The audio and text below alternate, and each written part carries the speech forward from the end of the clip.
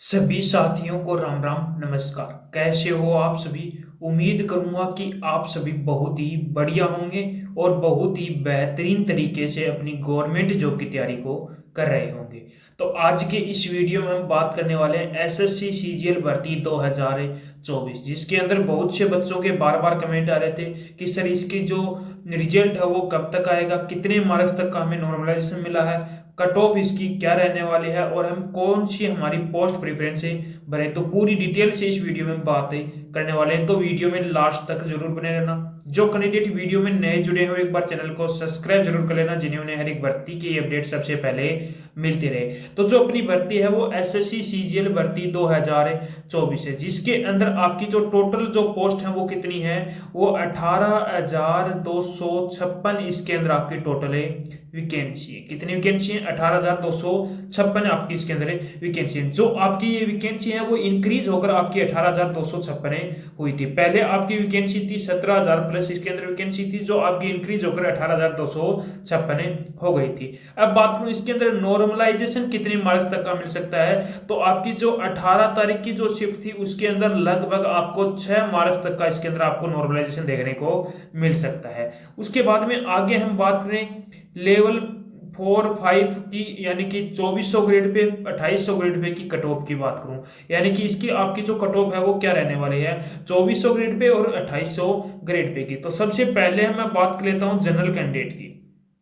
तो general candidate के अंदर जिस कैंडिडेट के भी 311 से 313 के मार्क्स के बीच में मार्क्स बन रहे हैं तो वो कैंडिडेट क्या है, सेफ है। उसके पूरे पूरे यहाँ पर चांस बनते हैं 311 से 313 के बीच में। ओबीसी की बात करूं तो 306 से 308 के बीच में जिस भी कैंडिडेट के मार्क्स बन रहे हैं तो वो कैंडिडेट के भी पूरे पूरे चांस यहाँ पर बनते हैं। उसके बाद में बात करूं ईडब्ल्यूएस कैटेगरी की, तो ईडब्ल्यूएस के अंदर लगभग 306 से 308 मार्क्स के बीच में जिस भी कैंडिडेट के मार्क्स बन रहे हैं तो उस कैंडिडेट के भी पूरे पूरे चांस यहाँ पर बन जाते हैं। एससी की बात करूं तो 295 से 297 मार्क्स के बीच में भी जिस कैंडिडेट के मार्क्स बन रहे हैं तो उस कैंडिडेट के भी पूरे पूरे चांस यहाँ पर बन जाते हैं। उसके बाद में एसटी की बात करूं तो एसटी के अंदर 275 से 278 के बीच में मार्क्स बने हैं तो वो कैंडिडेट भी यहाँ पर क्या है, सेफ है। 2400 ग्रेड पे और जो अपनी 2400 और 2800 ग्रेड पे के अंदर इस इतने मार्क्स जिस कैंडिडेट के बन रहे हैं वो कैंडिडेट यहाँ पर क्या है, सेफ है। उसके बाद में अगली बात कहूँ हमें ग्रेड पे 4200 ग्रेड पे और 4600 ग्रेड पे की कट ऑफ के बारे में। तो सबसे पहले जनरल कैंडिडेट की यदि मैं बात करूं तो जिस भी कैंडिडेट के 315 से 320 मार्क्स बन रहे हैं वो कैंडिडेट पूरे पूरे चांस है कि उसका पूरा सिलेक्शन हो जाएगा, यानी कि वो कैंडिडेट क्या है, सेफ है। ओबीसी की बात करूं तो 310 से 314 मार्क्स जिस भी कैंडिडेट के बन रहे हैं तो वो कैंडिडेट भी यहाँ पर क्या है, सेफ है।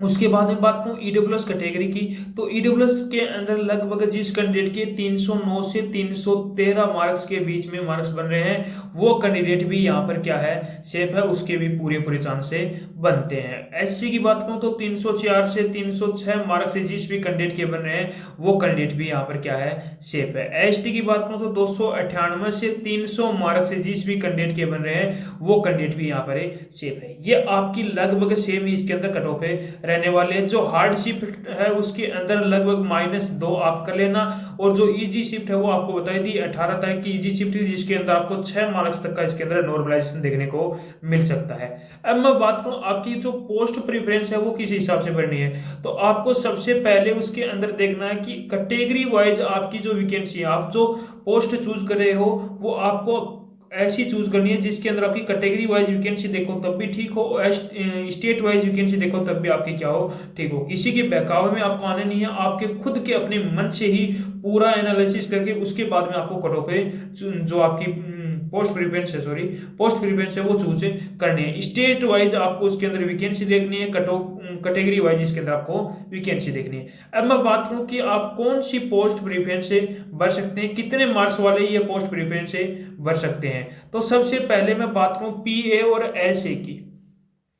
पीए और एसए की बात करूं जिसके अंदर सबसे पहले बात करूं जनरल कैंडिडेट की, तो जनरल कैंडिडेट के अंदर जिस भी कैंडिडेट के 315 प्लस मार्क्स बन रहे हैं, जिस कैंडिडेट के अंदर जिस कैंडिडेट के भी 315 प्लस मार्क्स बने हैं तो वो कैंडिडेट के पूरे पूरे चांस बनते हैं कि उसको ये पोस्ट मिल सकती है। ओबीसी की बात करूं तो जिस भी कैंडिडेट के 312 प्लस मार्क्स बने हैं तो उस कैंडिडेट को भी ये पोस्ट मिल सकती है। ईडब्ल्यूएस की 311 पर आपको ये पोस्ट मिल जाएगी, एससी की 296 पर, और एसटी की यदि मैं बात करूं तो 286 पर उस कैंडिडेट को ये पोस्ट आपको मिल जाएगी। 286 मार्क्स जिस भी कैंडिडेट के बन रहे हैं तो उनको ये पीए और एसए की आपको ये पोस्ट मिल सकती है। उसके बाद में जीएसटी की बात करूं तो जीएसटी के अंदर सबसे पहले बात कर लेता हूं जनरल कैंडिडेट की।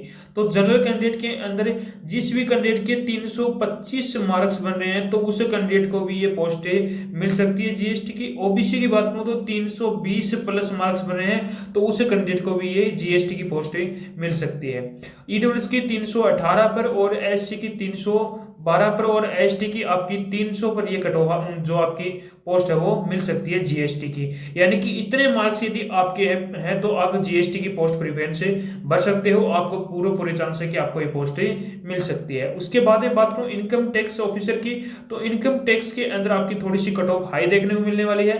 यानी कि जिस भी कैंडिडेट के 333 से 338 मार्क्स बन रहे हैं तो उस कैंडिडेट के भी पूरे चांस है कि आपको ये पोस्ट मिल सकती है। ओबीसी की बात करूं तो जिस भी कैंडिडेट के 330 से 333 मार्क्स बन रहे हैं तो उस कैंडिडेट के भी पूरे चांस हैं कि उसको ये पोस्ट मिल सकती है। ईडब्ल्यूएस की बात करूं तो 327 से 329 से जिस भी कैंडिडेट के मार्क्स हैं उस कैंडिडेट के भी पूरे चांस बनते हैं कि उसको ये जो आपकी पोस्ट है ये मिल सकती है। उसके बाद में एससी और एसटी की बात करूं तो एससी और एसटी के अंदर जिस भी कैंडिडेट के 315 से 317 मार्क्स हैं तो उस कैंडिडेट के भी पूरे यहाँ पर चांस बनते हैं। एसटी की बात करूं तो 310 से 312 मार्क्स जिस भी कैंडिडेट के हैं तो उस कैंडिडेट के भी पूरे चांस बनते हैं। यानी कि यदि आपके इतने मार्क्स बने तो आपको इनकम टैक्स की जो पोस्ट है वो आपको मिल सकती है। उसके बाद में बात करूं एएसओ इन केस की, तो इसके अंदर जनरल की यदि सबसे पहले बात कर लेता हूं तो जिस भी कैंडिडेट के 330 से 332 यदि मार्क्स बन रहे हैं तो उस कैंडिडेट को भी पूरे चांस है कि उसको ये पोस्ट मिल सकती है। ओबीसी की बात करें तो 326 से 328 के बीच में जिस भी कैंडिडेट के मार्क्स हैं तो उसको भी ये पोस्ट मिल सकती है। ईडब्ल्यूएस की बात करूं तो 326 से 328 लगभग आपको इसके अंदर सेम ही देखने को मिलने वाली है। उसके बाद में एससी की बात करूं तो एससी के अंदर जिस भी कैंडिडेट को 314 से 316 मार्क्स जिस भी कैंडिडेट के बन रहे हैं तो उस कैंडिडेट के भी पूरे चांस हैं उनको ये पोस्ट मिल सकती है। एसटी की बात करूं तो 305 से 307 के बीच में जिस भी कैंडिडेट के मार्क्स बन रहे हैं तो उसके भी पूरे चांस मिलते हैं बन जाते हैं कि ये पोस्ट उनको मिल सकती है। उसके बाद में एएसओ की बात करूं तो एएसओ के अंदर इसकी आपकी थोड़ी कट ऑफ है। एएसओ ई जो आपकी एमईएस है, एमईए सॉरी एमईएस नहीं एमईए, एएसओ इन एमईए, एएसओ इन एमईए, इसकी जो आपकी पोस्ट प्रिफरेंस वो थोड़ी सी हाई देखने को मिलने वाली है। यानी कि लगभग जनरल की यदि सबसे पहले मैं बात कर लेता हूं तो जिस भी कैंडिडेट के 342 से 345 मार्क्स बन रहे हैं वो कैंडिडेट को ये पोस्ट आपको मिल सकती है, तो वही कैंडिडेट इसकी पोस्ट प्रिफरेंस से भरना। ओबीसी की 338 से 341 के बीच में जिस भी कैंडिडेट के मार्क्स हैं वो कैंडिडेट भर सकता है ये पोस्ट प्रिफरेंस। ईडब्ल्यूएस की 335 से 337 के बीच में जिस भी कैंडिडेट के मार्क्स बन रहे हैं वो कैंडिडेट भी इसकी पोस्ट प्रिफरेंस से भर सकता है।